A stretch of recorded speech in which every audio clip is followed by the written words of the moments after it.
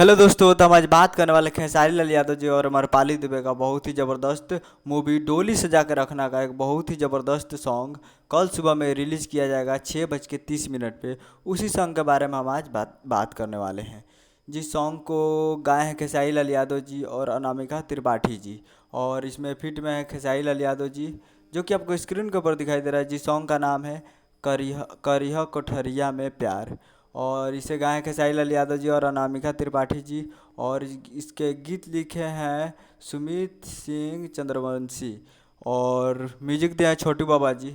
तो ये कल सुबह 6:30 पे 22 अगस्त को सुबह 6:30 पे SRK music Bhojpuri YouTube channel पे फुल वीडियो सॉन्ग में रिलीज किया जाएगा। तो आप लोग जाइए, और फिट में है खेसारी लाल यादव जी हमारे पाली दुबे। तो उम्मीद कर रहा हूँ वीडियो अच्छा लगा, चैनल को सब्सक्राइब करके बेल आइकन प्रेस कर दीजिए, ताकि ऐसे खेसारी लाल यादव जी के लेटेस्ट न्यूज लाते रहें। मिलते हैं अगले वीडियो में, तब तक के लिए जय हिंद, जय भोजपुरी। जाइए और प्यार दीजिए।